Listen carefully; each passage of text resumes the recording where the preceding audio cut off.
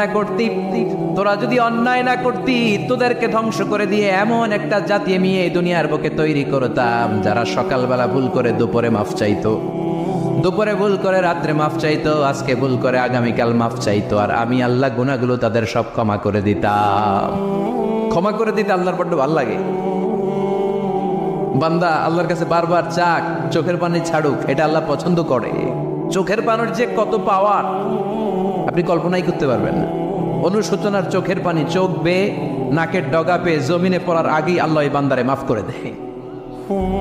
বিশ্বনবী ডেকে বলে, ও আমার উম্মতেরা শোনো, আল্লাহর কাছে দুনিয়ার মানুষদের দুই ফোঁটা পানি সবচেয়ে প্রিয়।